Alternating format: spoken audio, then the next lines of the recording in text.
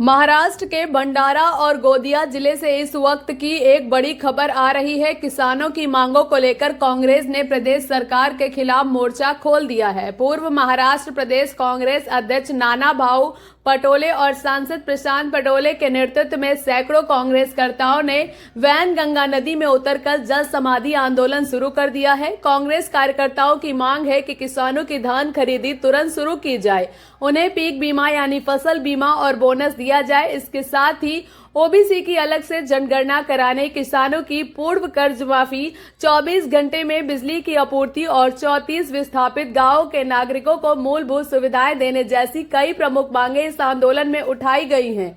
आंदोलनकारियों का साफ कहना है, जब तक प्रधानमंत्री और मुख्यमंत्री इन मांगों को पूरा नहीं करते, तब तक वैनगंगा नदी में यह जल समाधि आंदोलन इसी तरह जारी रहेगा। भंडारा गोंदिया से सतीश पारधी की विशेष रिपोर्ट। 10 शेतकरी आत्महत्या करताना आपण पाहतोय, त्याच्यात महिला शेतकरी सुद्धा आहे। केंद्राच्या नरेंद्र मोदीच्या भाजपच्या सरकारचं चुकीचं धोरण आणि राज्यातल्या फडणवीसच्या भाजपच्या सरकारचं धोरण हे सरकार विरोधी आहे आणि त्याचा परिणाम आपण पाहतोय। आम्ही भंडारा गोंदिया जिल्ह्याच्या शेतकऱ्यांच्या वतीने हा मोर्चा या ठिकाणी होत आहे। काँग्रेस कमिटीच्या वतीने हा मोर्चा होत आहे। यामध्ये आमच्याकडे धान पिकते, धानाला लिमिट देऊन व्यापाऱ्यांच्या दावणीला शेतकऱ्याला बांधण्याचं पाप केंद्रातल्या आणि राज्याच्या भाजपच्या सरकारने केलेला आहे आणि त्याचा परिणाम आम्ही भोगतो आहे। त्यामुळे शेतकरी पावसाळ्यात पिकवलेल्या धानाला अजूनपर्यंत पैसे मिळाले नाहीत, तो धान मोजला गेला नाही। आता उन्हाळीचा धान आला, त्याची चिंता वेगळी आहे। मक्याचा प्रश्न आहे। काँग्रेसच्या काळात या सगळ्या व्यवस्थेला कुठली लिमिट नव्हती। शेतकऱ्यांनी पिकवलेला एकूण एक दाना घेतला जात होता, पण भाजपचं सरकार आल्यापासून शेतकऱ्यांना वाऱ्यावर सोडलं गेलं आणि त्याचप्रमाणे महागाईचा उच्चांक ज्या पद्धतीने वाढलेला आहे त्याचा परिणाम आता सर्वसामान्य लोकांना भोगावा लागतंय। तेही कुटुंब उद्ध्वस्त होत आहे आणि त्याच्यामुळे आत्महत्याचे प्रमाण वाढत चाललेले आहे। या आंदोलनाच्या माध्यमातून या सगळ्या प्रश्नाला वाचा फोडणं आणि राज्यातल्या शेतकऱ्यांना, शेतमजुरांना आणि मध्यमवर्गीयांना हा संदेश आम्ही देऊ इच्छितो की तुम्ही कोणीही आत्महत्या करू नका। ज्या बीजेपीच्या सरकारच्या चुकीच्या धोरणामुळे या तुम्हाला आत्महत्या करावा भाग पाडला गेला, तर त्याच्यामुळे तुम्ही आत्महत्या करू नका। काँग्रेस तुमच्या पाठीशी आहे।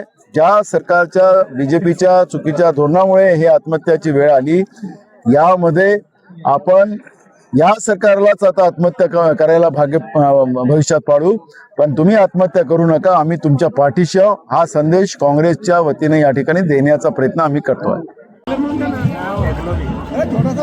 सकाळी 10 वाजतापासून वैनगंगाच्या नदीमध्ये आम्ही जलसमाधी आंदोलन घेतलेला आहे।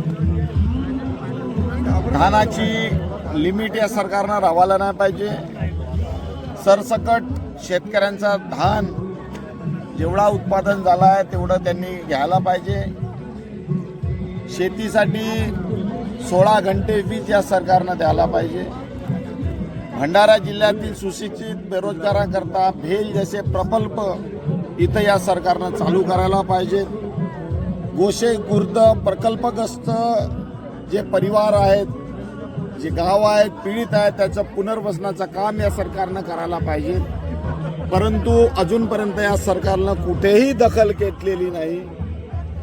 सकाळी 10 वाजतापासून पाण्यामध्ये आम्ही आहोत। याच्यावरून हे सिद्ध होते की या सरकारला शेतकऱ्याविषयी, सामान्य जनतेविषयी काहीही प्रेम उरलेलं नाही। यावरून हे सिद्ध होते की हे शेतकरी विरोधी सरकार आहे, युवक विरोधी सरकार आहे, महिला विरोधी सरकार आहे। यावरून हे सिद्ध होते की ही निकम्मी सरकार आहे।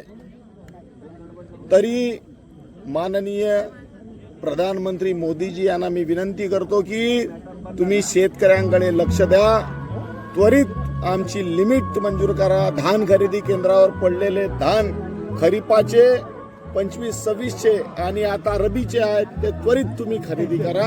आमची लिमिट वाढवून द्या। तुम्ही त्या धानाचं नंतर काही करा, व्हॅल्यू ॲडेड प्रोडक्ट बनवा, पण साहेब तुम्ही लक्ष द्या।